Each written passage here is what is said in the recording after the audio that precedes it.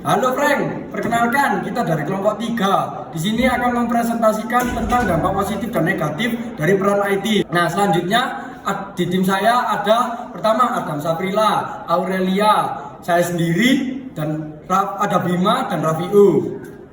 Oke Rek, yang pertama. Yang pertama, e-commerce. E-commerce adalah penyebaran, penjualan, pembelian, serta pemasaran barang atau jasa yang mengandalkan sistem elektronik seperti internet, TV, jaringan, dan teknologi lainnya.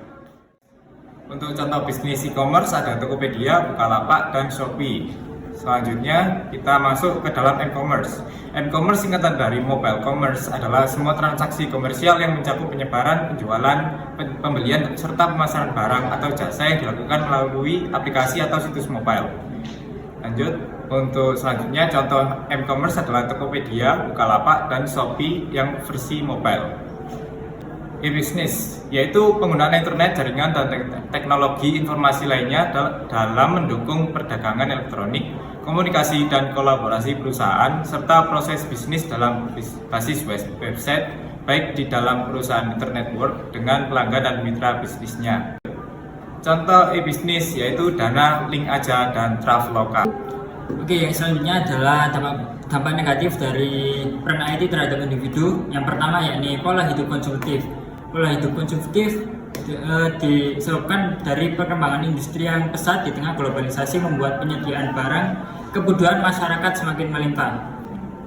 Selanjutnya yaitu sikap individualistik. Kemudahan yang ditawarkan peran IT ini dapat membuat orang-orang merasa tidak lagi butuh orang lain untuk dalam beraktivitas, bekerja, atau yang lain-lain. Selanjutnya yakni adanya kesenjangan sosial. Karena di era sekarang ini era globalisasi yang hanya diikuti oleh sebagian kecil individu di lingkungan masyarakat, di satu sisi memperdalam jurang pemisah dan kesenjangan sosial jika tidak dijembatani sikap dan kepedulian sosial. Oh ya Rek, selanjutnya ada dampak positif dan negatif peran IT terhadap individu.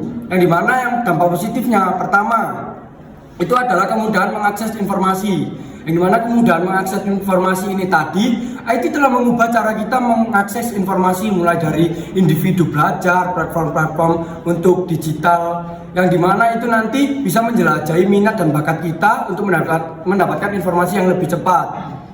Selanjutnya yaitu ada berkembangnya ilmu pengetahuan dan teknologi. Itu mulai dari media pembelajaran, media beli-membeli, belanja, dan juga membuka pintu bagi individu yang dimana pendidikan yang lebih tinggi bisa dijelaskan pada slide point di bawah ini Rek. Selanjutnya ada kemudahan berkreativitas yang dimana ini bisa belanja, hiburan, rekreasi mulai dari Traveloka, Spotify untuk menyetel lagu, Tokopedia dan Shopee untuk berbelanja, dan dijelaskan pada poin-poin ini.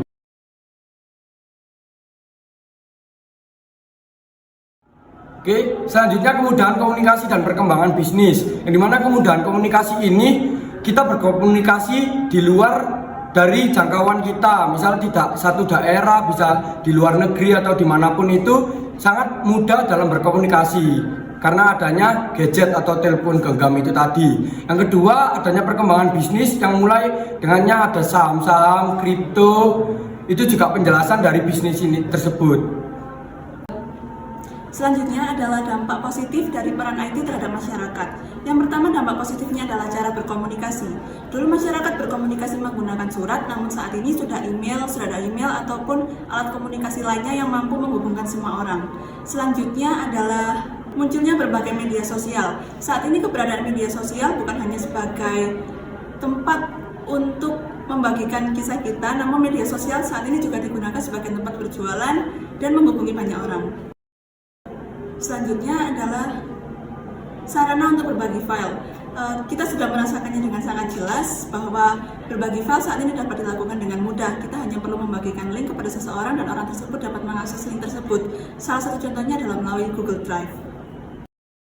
Selanjutnya adalah dampak negatif peran IT terhadap masyarakat, yakni keamanan data. Teknologi informasi dan komunikasi bekerja dengan menghimpun sejumlah besar data dan menyimpannya dalam satu tempat. Keamanan data menjadi isu dalam beberapa tahun terakhir. Jika ceroboh, informasi pribadi bisa jatuh ke tangan orang yang tidak bertanggung jawab. Contohnya kebocoran data 279 juta WNI dari sistem BPJS Kesehatan.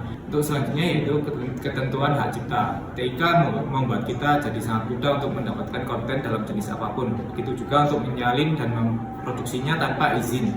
Undang-undang hak cipta pun semakin sulit untuk ditegakkan karena terlalu banyak orang yang melanggar, karena karya orang lain semakin dijamah semakin banyak. Selanjutnya adalah cybercrime. Penggunanya pun tak perlu menunjukkan diri maupun identitas aslinya. Dari sisi kejahatan, internet menghadirkan kesempatan yang amat luas bagi orang-orang yang ingin melakukan kejahatan. Contohnya saja pengedar narkoba dan pelaku pornografi anak yang menggunakan dark web untuk berdagang, bertukar foto, video, dan informasi terlarang lainnya. Oke, selanjutnya kita masuk dampak IT terhadap organisasi. Yang pertama ada dampak positif, yakni mengenai efisiensi operasional.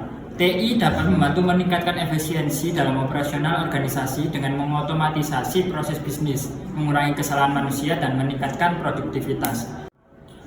Yang kedua ada peningkatan elaborasi dan komunikasi. Peningkatan ini memungkinkan organisasi untuk meningkatkan komunikasi antar tim dan departemen dengan adanya alat kolaborasi seperti email, chat, dan platform kolaborasi online.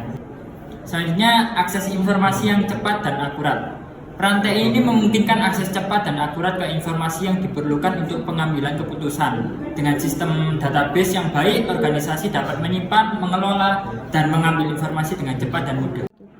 Selanjutnya ada dampak negatif pada organisasi. Nah, selanjutnya yaitu adalah ketergantungan berlebih. Ketergantungan yang berlebihan jika organisasi terlalu bergantung pada IT, maka risiko kegagalan sistem atau kerentanan keamanan itu dapat mengganggu operasional organisasi secara keseluruhan, di mana kegagalan perangkat keras atau perangkat lunak yang signifikan dapat menyebabkan ketidaknyamanan dan kerugian finansial.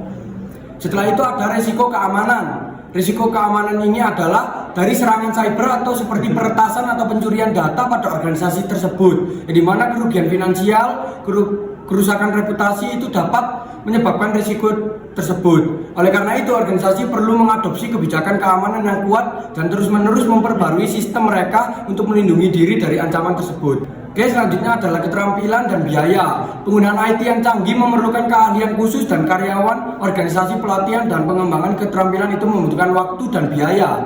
Selain itu, biaya pengadaan, biaya pemeliharaan, dan biaya peningkatan infrastruktur pada TI juga bisa menjadi beban finansial yang signifikan bagi organisasi tertentu itu. Oke, sekian dari kelompok 3. Wassalamualaikum warahmatullahi wabarakatuh. Thank you.